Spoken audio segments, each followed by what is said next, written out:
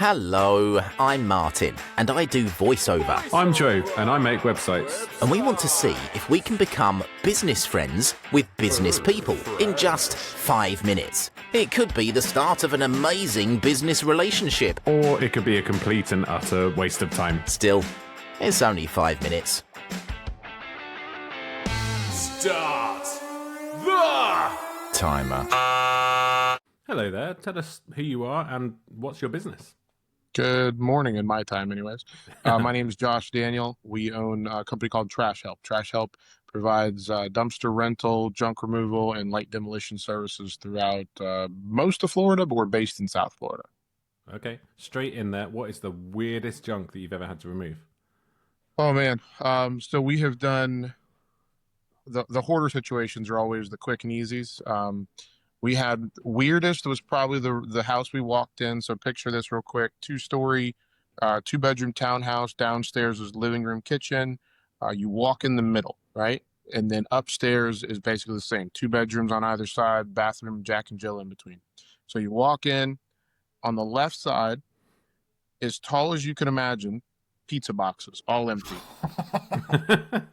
On the right side, big gulp cups, which if you don't know what those are, it's like a gigantic cup you get at the gas station, like a 50-ounce cup, all on the right side. So he, definitely mental disability, OCD, but organized. Yeah. And then when we got upstairs, one of the 2 bedrooms is completely vacant except for a doggy door that he would set his dog into the room and let it go to the bathroom. Oh, no. Ooh. So the entire room was covered in dog number 1 and 2. That's like biohazard tape. Yeah, exactly. So we just basically rolled that carpet up and took it on its way. Oh, Yeah. I think the only one worse than that was the guy that we went into, same type of situation, and in front of his computer was a pile of ashes, probably 3 feet tall, and empty lotion bottles all around the computer. Wow. So, how did you get into trash? Like, how did you get into that line of work? So we started years ago doing real estate, property management. I realized very quickly I don't love talking in circles, so we got out of property management, and we got into more of maintenance. And we were kind of offering everything maintenance related. Not really a general contractor, but we, whatever you need. We paint your house or rebuild it if you wanted us to. Whatever made the money. We were just starting out. Yeah. And we kind of dumbed it down to junk removal and demolition. And then with demolition, you need dumpsters to be available to keep your flow going. Dumpsters are not very reliable in South Florida, a couple days. And, when you got 12 guys on a job with a dumpster full at noon, what do you tell those 12 guys for the rest of the day? Yeah. So we went and bought some dumpsters of our own, ended up primarily doing dumpsters now. That's primarily what we do because we started trying to do it ourselves and ended up doing it for everybody. With the demolition side of stuff, is that like knocking down interior walls, or is that knocking down whole buildings?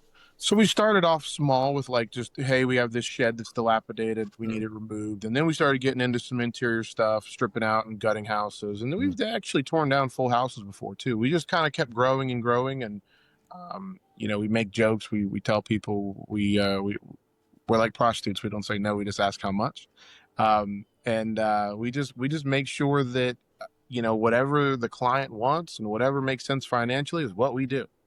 Nice. So, yeah, We, go ahead. No, I was gonna say we took a little look at your website ahead of this, which is like right up there in terms of the amount of prep that we do for episodes usually. Oh, okay. I see you've got locations in Martin County. Can you tell me what it's like, and can I ship my Martin over there to you? So Martin County is an hour or so north of where I'm based. I'm in Palm Beach. Martin is a slightly less than Palm Beach as far as like busyness and being built up and all that stuff. A little quieter, but it's growing rapidly. It's growing rapidly, and I'm basically hearing plenty of room for this Martin. That's I what was going to say, yes. growing rapidly sounds like me with all the burgers we've been eating recently. What was your first ever job? First ever job.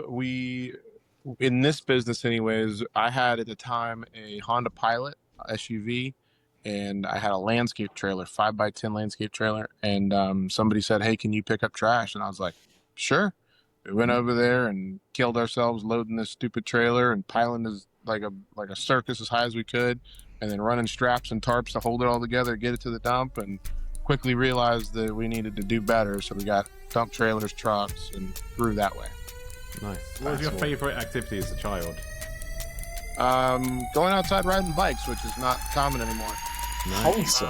I love that. What do you think? Did we just spark a valuable new business 5 minutes goes relationship? quick. Or should we have taken a coffee break instead? Joe's good at that. We'll be back soon to try to make more business friends. We're very lonely. Do you want to be our friend? Or maybe you could suggest someone we can chat to be friends with them. Drop us an email. friends@5mbf.co.uk. Thank you very much. Yeah, absolutely.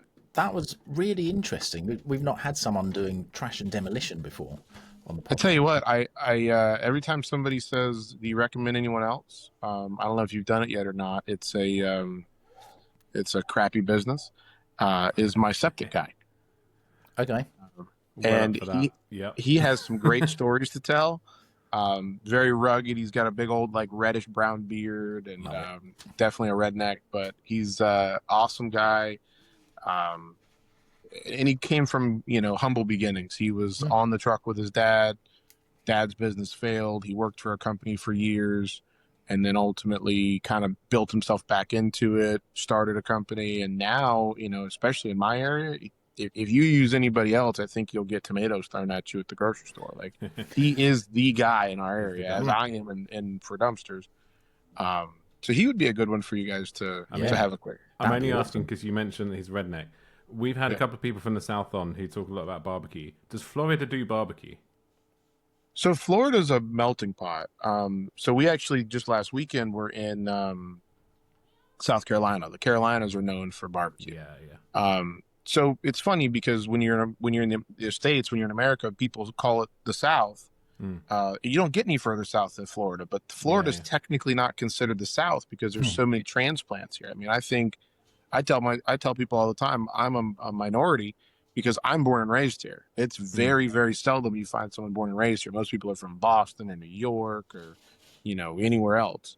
Does that mean you have to retire elsewhere then? You can't retire to Florida. So that's correct. Yeah, a lot of people that are in other areas retire in Florida. Floridians usually end up in like Georgia or Tennessee. Ah. Yeah, and usually Tennessee more than Georgia, depending on the area. But usually, but then you hear the weird ones. Like I heard one just the other day. The guy's going to Massachusetts. I'm like, why would you go backwards? But he's going to like the middle of nowhere. Well, that too, but he's going to like a little 2-bedroom, 900 square foot house, but on like 50 acres. Whoa. So he just a huge change of pace there. Yeah. But yeah, Florida is I don't know what Florida's known for anymore. I mean, we have really good seafood. Florida has so many different areas. You have gumbo and stuff like that, I guess. No, gumbo is Not so like much? Louisiana. Okay. Yeah, so we're more like key lime pie is a big thing down further south in the Keys. We're known for a lot of fresh seafood, but the seafood changes. So like the West Coast, there's certain fish. The East Coast, there's certain fish. To the north, you're more known for shrimp and oysters. To the south, you're more known for like lobster. So it's different. And pizza boxes. Pizza boxes, lots of pizza boxes. Yeah, I tell you what, the last one we just did, I felt horrible, but it was a hoarder situation just the same.